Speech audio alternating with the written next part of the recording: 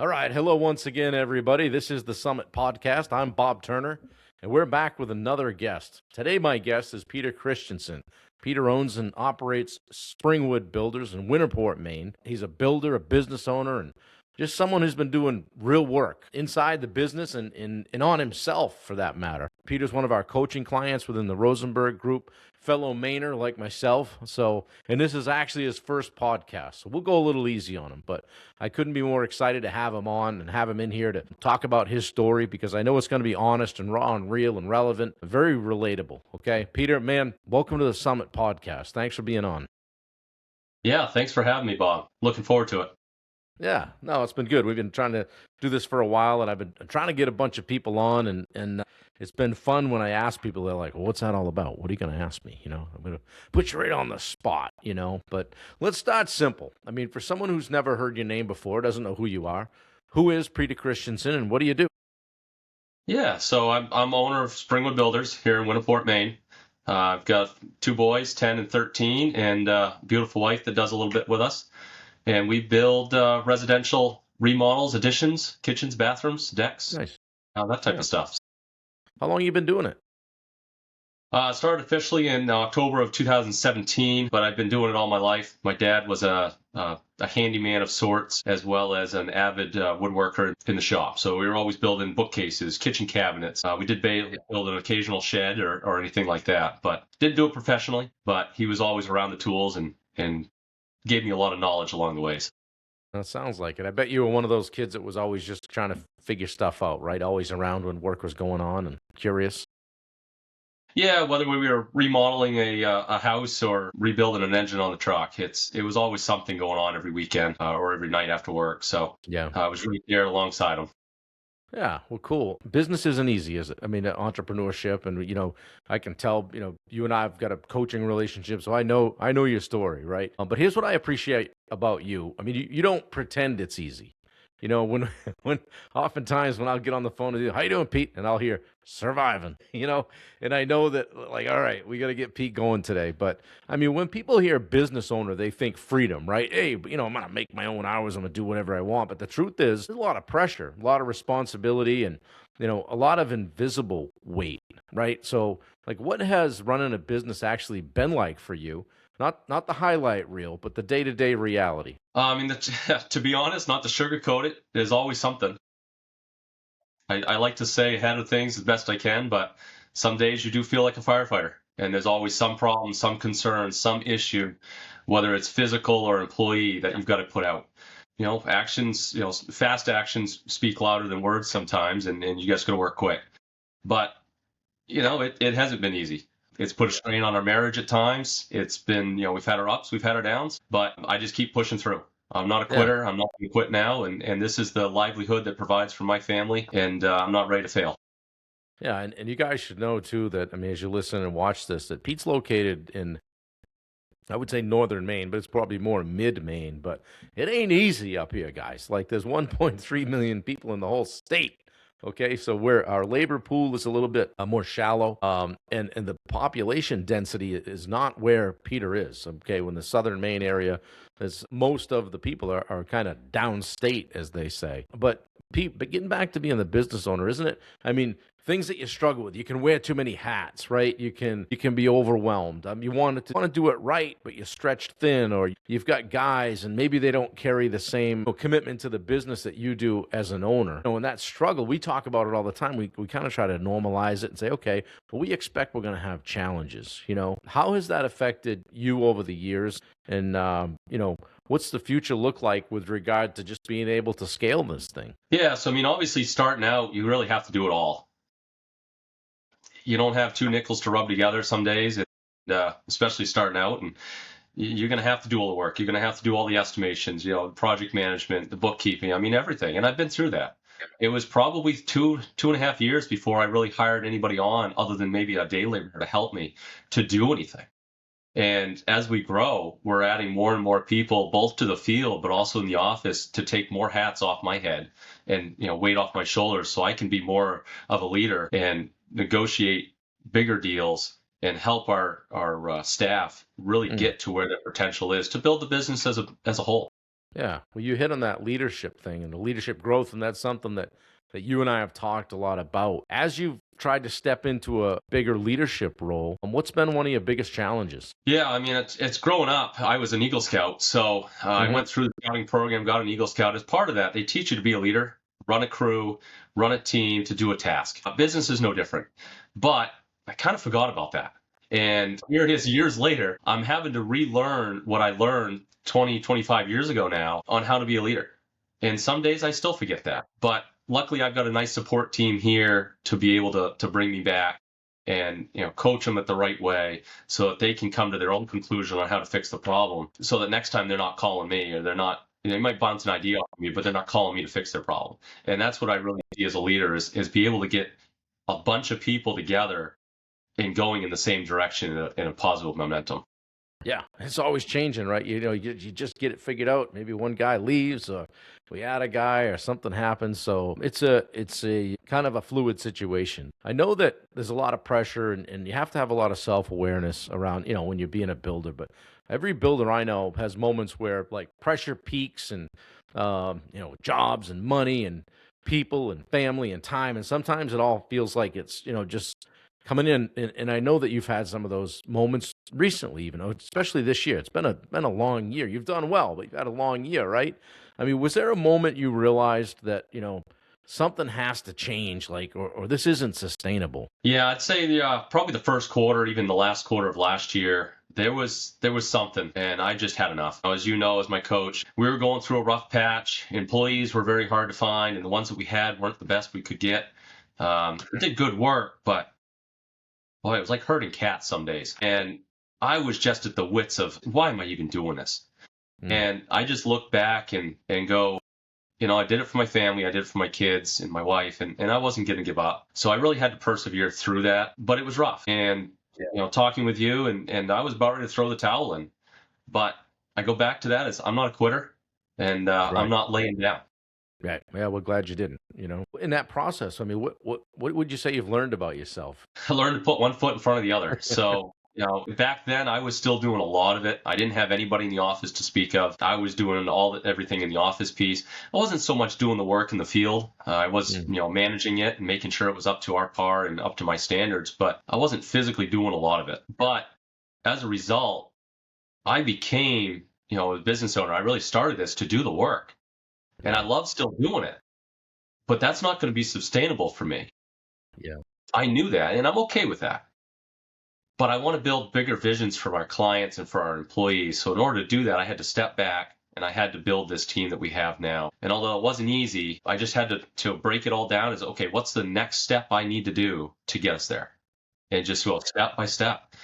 First thing, bring on a project manager and a sales guy. It's not easy to find the, one person that can do both. We did.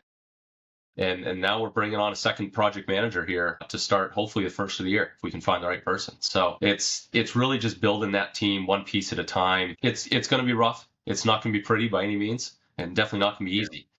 But you can't eat an elephant, all at once. You got to one bite at a time, and you really just got to look at it the same way.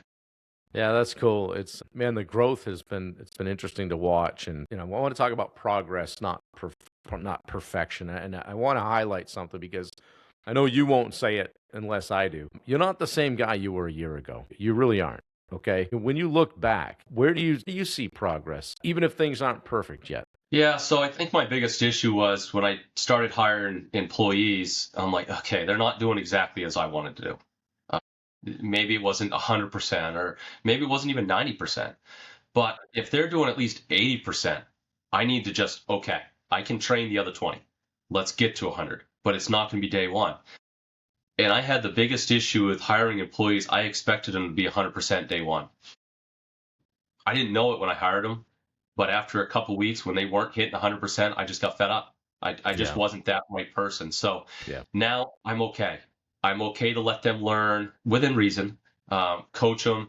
If they can't get there, I get it. It may not be the right fit for them. We have to part ways sometimes, but Yeah. the idea is, if you can get them at least halfway day one, and then coach them the rest of the way, and they're coachable, great. A Yeah. year ago, I wouldn't have done that. Right. Yeah. So growth and realizing that, hey, maybe if you get somebody that's 80%, you gotta coach them up, right? That's the ownership, and and the leadership part of it. Speaking of advice to the guys in the trenches, a lot of people that might be listening to this are where you're at, or might be where you were. Okay, here's a question: if you were talking to another contractor who feels overwhelmed or stretched thin and unsure if they're doing this right, or like where you were, like, I'm not sure. I want to throw in the towel, right? What would you tell them? What would you give them for advice? Well, I mean, for first of all, just look at the whole big picture. Is it really what you want? I mean, is this vision that you started out, is it obtainable? Maybe they can't see it. Maybe it isn't. I don't know. Every situation would be different. But if they think it's truly attainable and it's what they want, then they just got to keep clawing at it. Yeah. I mean, let's flash back 8 or 10 years. What would you, two-part question. What would you tell your past self, and what do you wish someone had told you earlier? Well, honestly, I wish I'd started sooner. I mean, this isn't really what I started out to do. This was kind of all right, I'm going to go do this. Did it, like I said earlier, I did it with my dad growing up, but I've got an automotive degree. Clearly this isn't automotive. And I was a heating engineer for about 6-7 years. But honestly, I really wish I just started 7 to 8 years prior, and gone into business then. I think it would have been easier to be where I am today, or succeed it, by now. And it would have been a little bit, I guess, not necessarily easier, but overall, it would have been a better product in the end at this moment, because I would have had that extra years to do it. And I just kept pushing it off. And it's that much further that I got to claw to get to where I want to be when I want to retire. Okay. If somebody had pulled you aside, said, listen, Pete, don't do it, right? Yeah, I don't know if they've done that. I mean, my mom and dad they were supportive enough. I mean, my dad's the one that kind of pushed me into doing it. My brother actually bought a house about 4 miles down the road from where we live now, and about 5,000 square foot home, and he needed someone to redo the whole thing. He wasn't capable of doing it. I had just jumped ship from a current position that I was at with one company to go start with another company. Worked less hours. I was only working 40 instead of 60, but I had nights and weekends open, and they were okay with that. Now, it took me 2 years to rebuild that entire house. I'm doing it all alone, nights and weekends. But I really found my passion of, okay, did I know everything? No, there were certain things in that house I didn't have a clue what I was doing, but I knew who to turn to. I leaned on my father. I leaned on buddies in the trade that had been doing it, not local but out of state, and really developing the craft. And I fell in love with it more and more. If my father didn't push me to do that, I probably wouldn't be here today. But my mother had her hesitations, and she always has. She's you're buying another tool. You're taking on more than you can chew. And I talk to her when I sell a really good job. I'll call them up, say, hey, I just sold, X amount. And they're like, can you afford to do that? Like, not my money. I just got to put the right number on it, and the client's going to know what they want. So it's really just a gamble early on, especially. I didn't know what I was really selling at. I didn't know what my costs were, really early on. Developing that, I had to develop it really quick to know what it cost me to do a job. And once I really narrowed that in and fine-tuned it, I was off to the game, and we were rolling. Yeah. I mean, you touched on something there, like knowing your costs, knowing your numbers, and it made me wonder, like, what do you wish you knew then, 4 or 5 years ago? I know you and I were part of the same coaching company, coaching community before, and now we're both inside the Rosenberg community, working with Steve and taking this thing to new heights. But what do you wish you knew, like when you first started? Because that's like, how many times you go down the road and be like, oh man, I just want to go back 4 or 5, 6 years. Then what I know now. What are those things? Well, I mean, we talked about knowing the cost, and I mean, that's a huge thing. And I was slow with that. But, if I was job costing every job from day one, I would have learned what I know now, maybe after 3 or 4 jobs instead of 3 or 4 years into it. And now we're 9 years and going professionally. And I just wish I would have known that sooner. And I know we were part of the same group, and that was one of the things they harped at. But I still didn't listen. And it took, honestly, you might remember this. It took a kick in the ass from you to get to that first event, about Sure, 6 months after in that group. Yeah, I remember. And that just started the ball rolling. And I still was a little slow in the uptake. It wasn't until the last couple of years I started to really, really dial into what I needed to do as a business, not numbers, but as a business.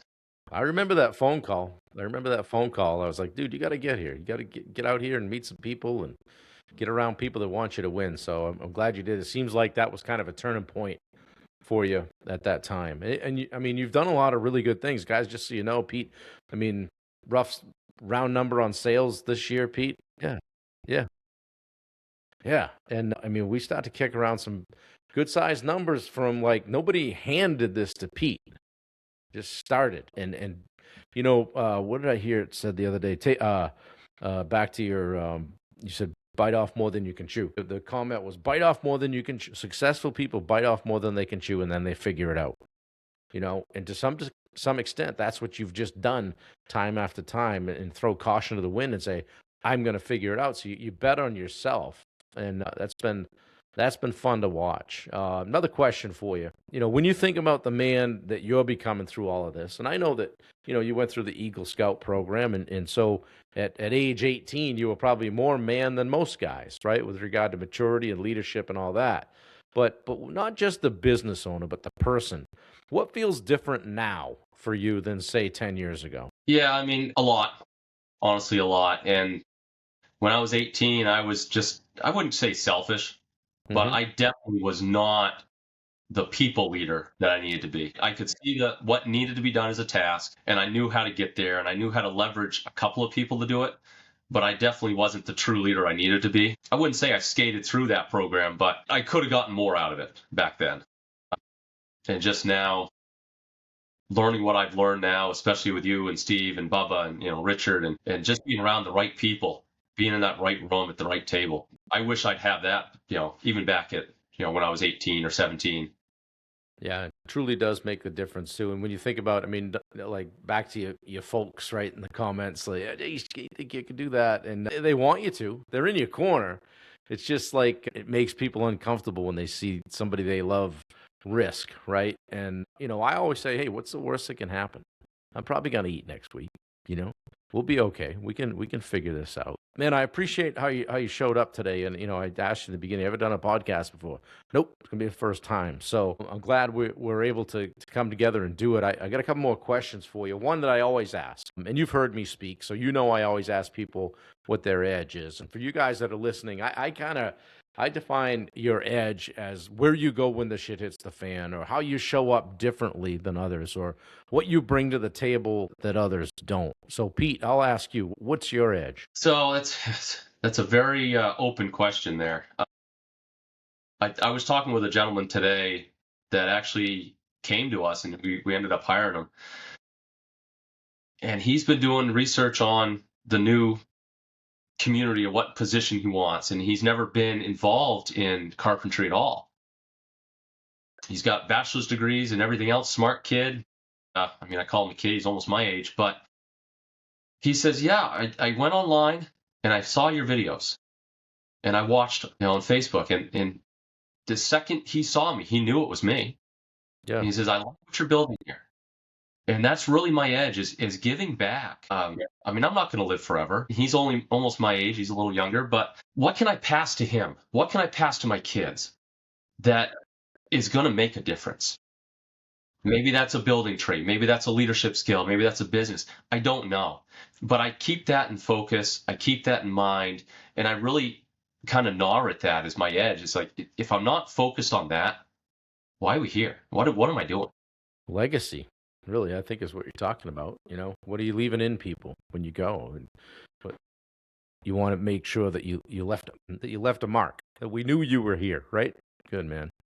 It's a Well, little bit edge than most people say, I'm sure. That's how I've always told myself. And then, like the scout program, I'm actually a scout master for our current troop. So I've got about 12 kids that look up to me on a weekly basis to guide them through the same program that I went through 25 years ago. So I don't just do it at the business level. I'm doing it the preteen from 10 to yeah, 10 to you're 18 years old. Boy, involved. some days I feel like my employees are right there with them, but Careful, they might see this. it's okay. Yeah. But I'm not ready to give up on them.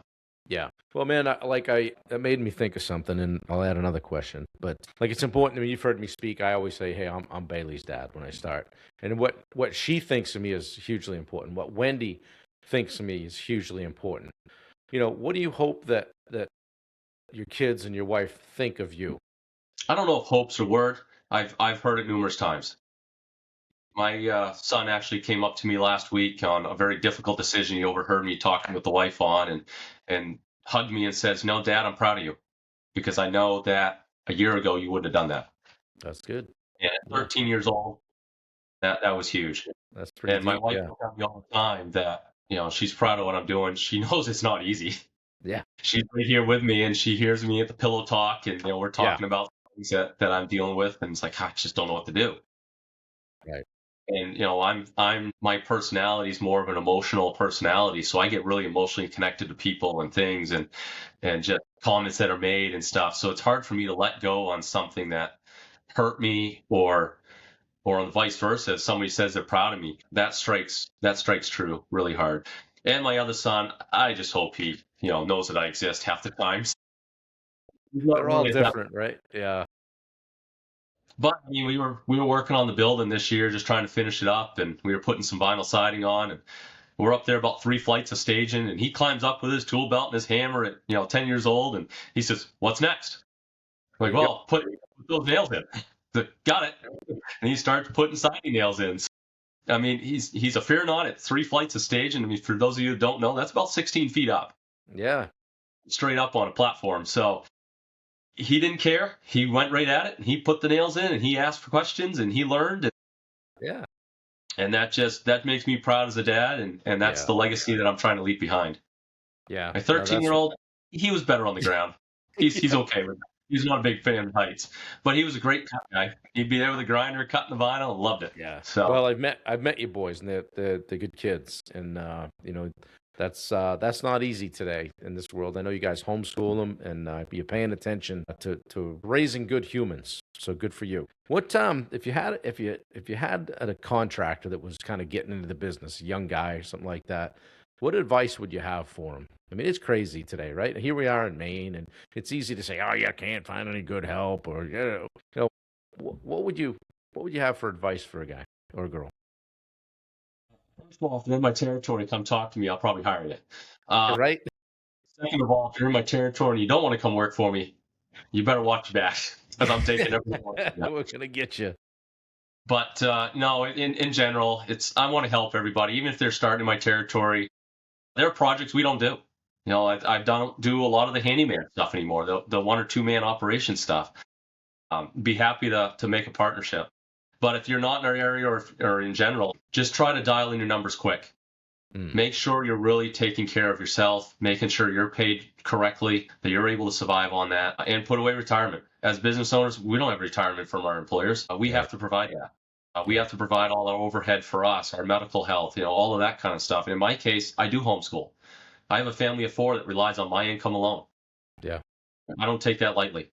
Right. If I have a bad month or a bad year, they don't eat, that's not happening. Right. Yeah. Exactly. And just want to make sure, dial us in quick. Be slow to spend money. Mm, There's too many guys I've seen out there that go, the first thing they do is buy a truck and buy a trailer yeah. and buy all these tools. And I'm not saying I'm going to be guilty of that because I think I took a little bit of time. But there are days that it's like, okay, it's time for a new truck. I'm just going to go do it. It still scares the crap out of me.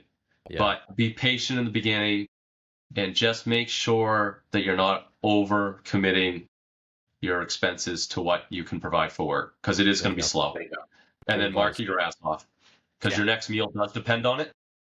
Right.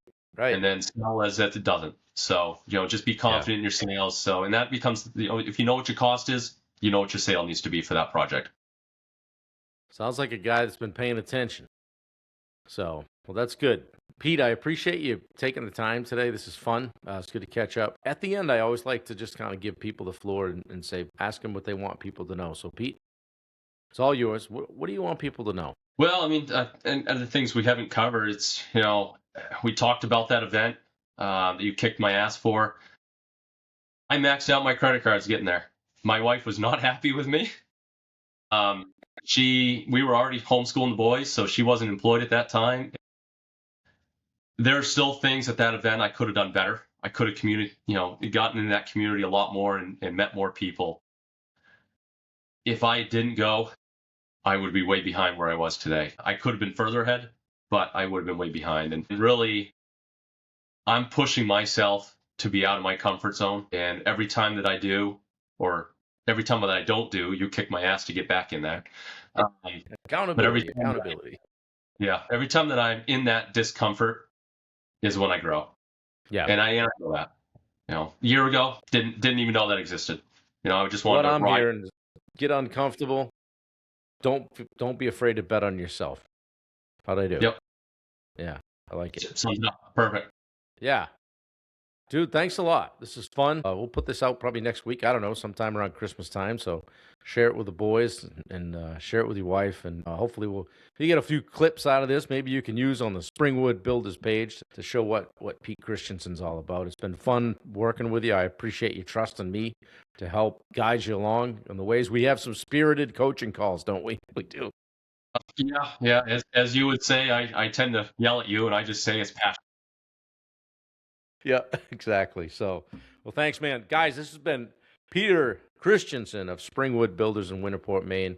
A coaching client, friend, business owner, dad, husband, all the things, scout leader. You're up there, you're doing the thing. I appreciate you. Hope to catch up with you real soon. Pete, thanks a lot. I appreciate you being here.